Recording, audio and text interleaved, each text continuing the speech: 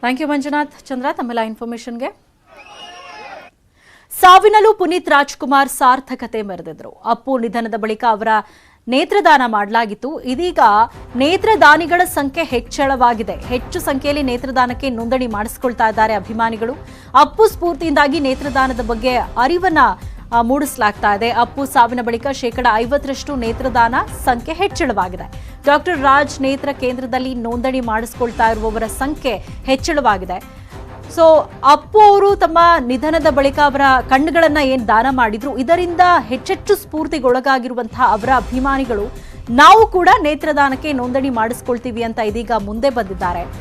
Doctor Rajkumar ಅವರ ನೇತ್ರ ಕೇಂದ್ರದಲ್ಲಿ ಇದೀಗ ನೋಂದಣಿ ಮಾಡಿಸಿಕೊಳ್ತಾ ಇರುವವರ ಸಂಖ್ಯೆ ಹೆಚ್ಚಾಗಿದೆ. 50% ಹೆಚ್ಚಳವಾಗಿದೆ ಅಂತ ಆಸ್ಪತ್ರೆ ವೈದ್ಯರು ತಿಳಿಸಿದ್ದಾರೆ. ಇಲ್ಲೊಂದು ಕಡೆ ಕೊರೋನಾ ಮೊದಲನೇ ಅಲೆ, ಎರಡನೇ ಅಲೆ ಸಂದರ್ಭದಲ್ಲಿ ನೇತ್ರದಾನಕ್ಕೆ ಮುಂದಾಗುವವರ ಸಂಖ್ಯೆ ತುಂಬಾನೇ ವಿರಳವಾಗಿತ್ತು ಅನ್ನುವಂತಹ ಮಾತನ್ನ ವೈದ್ಯರೇ ಹೇಳ್ತಾ ಇದ್ರು. ಆದ್ರೆ ಇದೀಗ ಅಪ್ಪು ಅವರಿಂದ ಸ್ಫೂರ್ತಿ ಪಡ್ಕೊಂಡಿರುವಂತಹ ಅವರ ಅಭಿಮಾನಿಗಳು, ಕರುನಾಡಿನ ಜನತೆ ಇದೀಗ ನಾವು ಕೂಡ ನೇತ್ರದಾನ ಮಾಡ್ತೀವಿ, ನಮ್ಮ ಕಣ್ಣುಗಳು ಕೂಡ 4 ಜನರಿಗೆ ಬೆಳಕಾಗ್ಲಿ ಅನ್ನುವ ಒಂದು ದೃಷ್ಟಿಯಿಂದ ಇದೀಗ ನೇತ್ರದಾನಕ್ಕೆ ನೋಂದಣಿಯನ್ನ ಮಾಡಿಸಿಕೊಳ್ತಿದ್ದಾರೆ.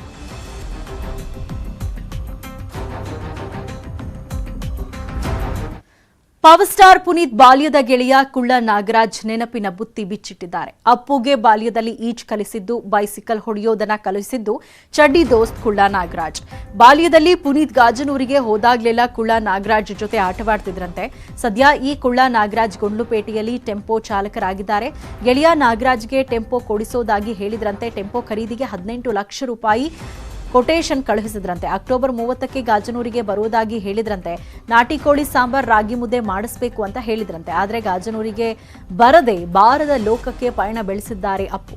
ಕುಳ್ಳ ನಾಗರಾಜ್ ಬೆಂಗಳೂರಿಗೆ ಬಂದಾಗ ಎಲ್ಲ ಕೆಲಸ ಬದಿಗುತ್ತಿ ಅವರೊಂದಿಗೆ ಪುನೀತ್ ಕಾಲ ಕಳೀತಾ ಇದ್ರಂತೆ. ಪುನೀತ್ ಮನಸ್ಸಿಗೆ ಹಿಡಿಸದ 3 ಬೈಸಿಕಲ್ ಅನ್ನ ಬದಲಾಯಿಸಿದ್ರು ಅಂತ ಅಪ್ಪುವನ್ನ ನೆನಪಿಸ್ಕೊಳ್ತಾರೆ ನಾಗರಾಜ್. ಪುನೀತ್ ನಿಧನ ಈಗಲೂ ನಂಬಲಾಗ್ತಾ ಇಲ್ಲ ಅಂತ ಬಾಲ್ಯದ ಗೆಳೆಯ ನಾಗರಾಜ್ ಕಣ್ಣೀರಿಟ್ಟಿದ್ದಾರೆ. ಅವ್ರ ತಂದೆ ತಾಯಿ ಜೊತೆಲಿ ಬರ್ತಿರು, ಅಪ್ಪಾಜಿ ಅಮ್ಮನ ಜೊತೆಲಿ ಬರ್ತಿರು. ನಾವು ಜಾಸ್ತಿ ಅವ್ರ ಜೊತೆಲೇ ಜಾಸ್ತಿ ನಾವು ಆಟ ಆಡ್ತಿದ್ದು. ಅವ್ರಿಗೆ ಸೈಕಲ್ ಹೊಡೆಯೋದು ಮತ್ತು ಈಜು ಹೊಡೆಯೋದು ಎಲ್ಲ ನಾನೇ ಕಲಿಸ್ಕೊಟ್ಟದು. ಮತ್ತು ಮರ್ಕೋತಿ ಆಟ, ಎಲ್ಲ ಆಟನೂ ಆಡೋಕ್ಕೆ ನಮ್ಮ ಜೊತೆಲೇ ಬರ್ತಿದ್ರು. ಮತ್ತು ತುಂಡೇರಿ ಜಕ್ಕೆಲ್ಲ MMS ಜಕ್ಕೆಲ್ಲ ಬರ್ತಿದ್ರು. ಅವರು ಓಡಾಡ್ಕೊಂಡು ನಮ್ಮ ಜೊತೆಲೇ ಇರ್ತಿದ್ರು. ತಾವಡಿ ಪಕ್ಕದಲ್ಲಿ ಒಂದು ಜಮೀನಿತ್ತು, ಅಲ್ಲಿ ನಾವು ಬಾವಿಗೆ ಹೋಗ್ತಿದ್ವಿ ಈಜು ಹೊಡಿಯೋಕ್ಕೆ, ಒಳಗೆ ಹೋಗ್ತಿದ್ವಿ ಮೀನು ಹಿಡಿಯೋಕ್ಕೆ. ಅದೆಲ್ಲ ಜಾಗಕ್ಕೂ ಬರ್ತಿದ್ರು. ನಮಗೆ ಚಿಕ್ಕ ವಯಸ್ಸಿಂದು ಸ್ನೇಹ. ಅವ್ರಿಗೆ ಒಂದು 7 ವರ್ಷ ಇರ್ಬೋದು, 7 ವರ್ಷದಿಂದ ಅಲ್ಲಿ ಬರ್ತಿದ್ರು. ಅವಾಗಿನಿಂದ ಪರಿಚಯ ನಮ್ಗೆ ಚೆನ್ನಾಗಿ. ಅವ್ರು ನಂಬಿಟ್ಟು ಇರ್ತೀನಿಲ್ಲ, ಜಾಸ್ತಿ ನಮ್ಮ ಜೊತೆಲೇ ಆಟ ಆಡ್ತಿದ್ದು. ಆಮೇಲೆ 30ನೇ ತಾರೀಕು ಬರ್ತೀನಿ ಅಂತ ಫೋನ್ ಮಾಡಿದರು. ಬರ್ತೀನಿ 30ನೇ ತಾರೀಕು 1-2 ದಿವಸ ಗಾಜನಲ್ಲಿ ಇರ್ತೀನಿ, ನಿನ್ಗೊಂದು ರೆಡಿ ಮಾಡಿಕೊಡ್ತೀನಿ ಅಂತ ಹೇಳಿದರು. ಹಾಂ, ಕೊಟೇಶನ್ ಹಾಕ್ಸು ಅಂತ ಹೇಳಿದರು. ಹಾಂ, ಹಾಕ್ಸಿ 18,32,000 ಅಂತಲೂ ಹೇಳಿದೆ. ಆಯಿತು ಬಿಡು, ನಾನು ತಗೊಡ್ತೀನಿ, ಅದರಲ್ಲಿ 3 ಲಕ್ಷ ಡಿಸ್ಕೌಂಟ್ ಮಾಡ್ತಾರೆ ಶೋರೂಮ್ನವರು ಅಂತ ನೀವು ಹೇಳಿದ್ದೀನಿ. ಆಯಿತು ತಗೊಡ್ತೀನಿ ಬಿಡು, 2 ದಿವಸ ಇರ್ತೀನಲ್ಲ, ಬರ್ತೀನಿ ತಗೊಡ್ತೀನಿ ಅಂತ ಹೇಳಿದ್ರು. ಅವ್ರ ತಂದೆ ತಾಯಿ ಜೊತೆಲಿ ಬರ್ತಾರೆ.